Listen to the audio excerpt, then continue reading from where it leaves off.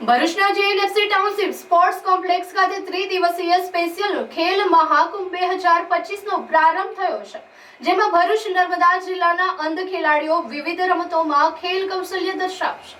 ભરૂચ જિલ્લા રમત વિકાસ અધિકારી તથા જિલ્લા રમતગમત અધિકારી જિલ્લા રમત પ્રશિક્ષણ કેન્દ્ર ભરૂચના સંયોજન હેઠળ તથા રાષ્ટ્રીય અંધજન મંડળ ભરૂચ નર્મદા જિલ્લા શાખાના સક્રિય સહયોગથી ભરૂચના જેએનએફસી સ્પોર્ટ્સ કોમ્પ્લેક્સ ખાતે 4 ડિસેમ્બરથી 6 ડિસેમ્બર દરમિયાન અંધ વ્યક્તિઓના જીવનમાં સમાન અવસર, આત્મવિશ્વાસ તથા સમાજમાં ગૌરવ પ્રાપ્ત થાય અને ક્રીડા દ્વારા અંધ યુવાનોમાં પ્રતિભા પ્રગટ કરવાનો, પ્રતિભાવાન ખેલાડીઓને ઓળખ અપાવવાનો અને સમાજમાં જનજાગૃતિ લાવવાના પ્રયાસ રૂપે સ્પેશિયલ ખેલ મહાકુંભ 2025નું આયોજન કરવામાં આવ્યું છે, જેનો આજે પ્રારંભ થયો છે। ઉદ્ઘાટન પ્રસંગે જિલ્લા સ્તરના અધિકારી, ટ્રેનર્સ, લાભાર્થી ખેલાડીઓ તેમજ તેમના પરિવારજનો હાજર રહ્યા હતા। આ 3 દિવસીય વિશિષ્ટ ખેલોત્સવ હેઠળ ભરૂચે નર્મદા જિલ્લાના 119 અંધ બાળકો અને વ્યક્તિઓ વિવિધ રમતોમાં ખેલ કૌશલ્ય દર્શાવશે।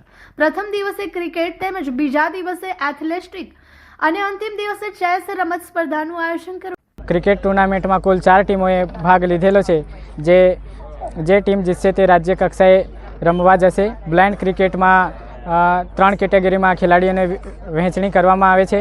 જે B1 કેટેગરીના ખેલાડી હોય છે તેને જરાક પણ વિઝન હોતું નથી, એકદમ ટોટલી બ્લાઇન્ડ હોય છે, અને જે B2 ખેલાડી હોય તેને 3 મીટર જેટલું વિઝન હોય છે, અને જે B3 ખેલાડી હોય છે તેને 6 મીટર જેટલું વિઝન હોય છે।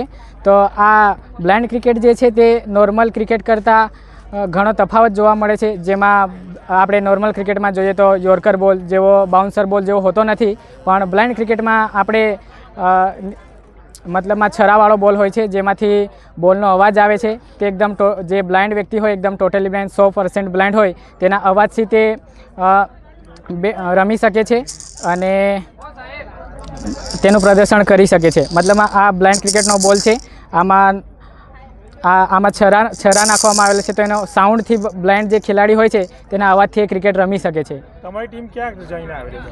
અમારી ટીમ રાજ્ય કક્ષાએ રમીને આવેલી છે ગયા વર્ષના ખેલ મહાકુંભમાં, અને આ વર્ષે પણ જે ટીમ વિજેતા થશે તે રાજ્ય કક્ષાએ રમવા જશે।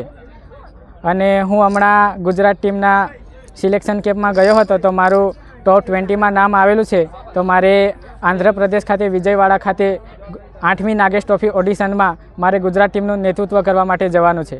ભરૂચ જિલ્લાના અંધ વ્યક્તિઓ આજે ક્રિકેટ રમવાના છે, જેમાં 40 ખેલાડીઓએ ભાગ લીધેલ છે, જેમાં 4 ટીમ રાખવામાં આવેલ છે, અને આવતીકાલ એટલે કે તારીખ 5 ડિસેમ્બરના રોજ ભરૂચ જિલ્લાના વ્યક્તિઓ એથ્લેટિક રમવાના છે, જેમાં 100 જેટલા અંધ વ્યક્તિઓએ ભાગ લીધેલ છે, અને તારીખ 6 ડિસેમ્બરના રોજ ચેસ રમવાના છે, જેમાં ભરૂચ જિલ્લાના 40 વ્યક્તિઓએ ચેસમાં ભાગ લીધેલ છે।